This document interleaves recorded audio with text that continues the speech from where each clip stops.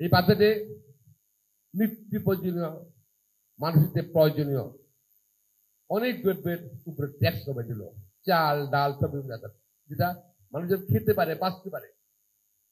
যেহেতু বিএনপি গণতন্ত্রে বিশ্বাস করে, আমাদের তারেক রহমান গণতন্ত্রে বিশ্বাস করে, মানুষের জনগণের শক্তি মনে করে, রাষ্ট্রীয় শক্তি মনে করে, এই যে জনমুখী বাজেট করেছেন। বিভিন্ন সময় বাজেট আলোচনা সমালোচনা আপনারা দেখছেন। এই বাজেট বলছে যে আগের মতোই হয়েছে, কতবার ছিল তাই হয়েছে, এবার অনেক কিছু। এবার সেই সমালোচনা নাই। যারা বিরোধীতে সবসময় বিরোধিতা করে তারা কিন্তু বাজেটের সমালোচনা করতে পারে না। শুধু একটা কথা বলে, পারবেন তো? যেটা স্বপ্ন দেখাচ্ছেন বাজেটে, যে পরিকল্পনা দিচ্ছেন, এটা বাস্তবায়ন করতে পারবেন তো? টাকা পয়সা জোগাড় করতে পারবেন তো? এটা ছাড়া এবারকার বাজেটে কিন্তু অন্য কোনো সমালোচনা নাই। এমনকি অনেক বামপন্থী বুদ্ধিজীবী আছে, তারা কিন্তু সমালোচনা করতে পারে না। এবং আমাদের ওনারা কিন্তু প্রত্যেকটা বাজেটে অনেক অনেক রিসার্চ করে, মূল্যায়ন করে।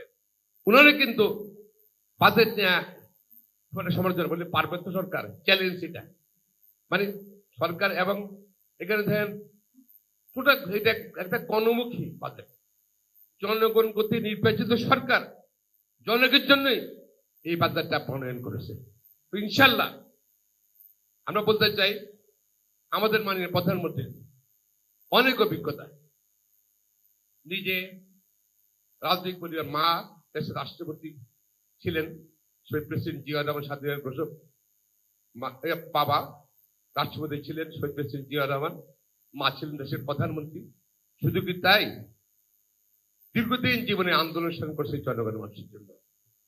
এবং ওই পরিবারের উনি সন্তান, নিজেও রাজনীতি জড়িত ছিলেন, নিজেও সাফার করছেন, ভিকটিম করছেন। 17 বছর উনি কিন্তু বিদেশে ছিলেন, এবং বিদেশ থেকে কিন্তু প্রতিদিনই উনি এবার এই দেশের মানুষকে কিন্তু বিদেশ থেকে আপনার সংগঠিত করা বিশাল ব্যাপার, বিশাল ব্যাপার, পৃথিবীতে খুব বিরল।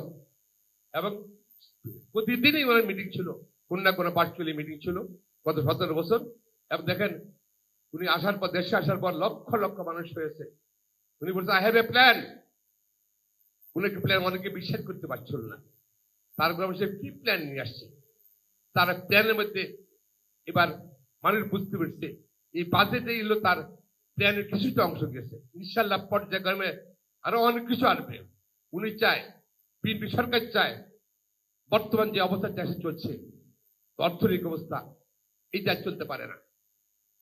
That might be change. এবং সংস্কার করতে চায়।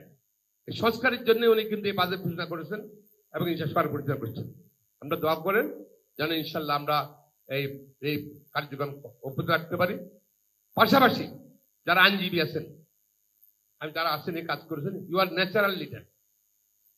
আপনার ন্যাচারাল লিডার। আপনার যেগুলো বললেন, একটা সামাজিক অনুষ্ঠানের কথা বলতেছেন, আপনার কথা শুনে সবাই শুনে, কারণ আপনি লয়ার। আপনি একটা অনুষ্ঠানে গেলেন, একটা মিটিংয়ে গেলেন, যেখানে গেলেন, একটা পাঠায় গেলেন, আপনাকে অ্যাটেনশন, মানুষের অ্যাটেনশন ড্র করেন। সুতরাং আপনি দায়িত্ব হলো যে ন্যাচারাল লিডার। আর পদ কি আছেন আপনি, ইট ডাজন্ট ম্যাটার। আইনজীবী এটাই একটা পদ, এটাই একটা পোস্ট। আপনার কিন্তু এভাবে জনমত সৃষ্টি করতে হবে।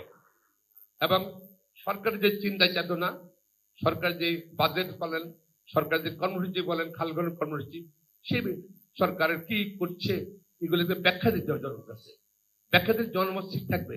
নতুবা কিন্তু আপনারা যদি কাজটা করেন, আমাদের রাজনৈতিক নেতা কর্মীরা এবং আইনজীবীরা কাজ না করলে কিন্তু আমরা কিন্তু জনগণ থেকে জনগণের কাছাকাছি থাকার সুযোগ হবে না।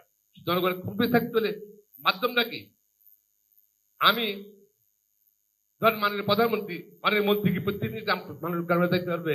মানুষের কাছে যেতে পারবে এবং যেতে পারবে, আপনার মধ্যেও যেতে পারবে। আপনারা হলেন মূলত সেতু বন্ধন জনগণের সাথে। সে কাজটা আমরা করবো আশা করি। আমরা চাই রাস্তাঘাট তো হচ্ছে, হবে, ঠিক আছে, কোয়ালিটি লাইফ, মানুষের জীবন যাপনের পরিবর্তন চাচ্ছে, ধারা পরিবর্তন চাচ্ছে, কোয়ালিটি লাইফ চাচ্ছি।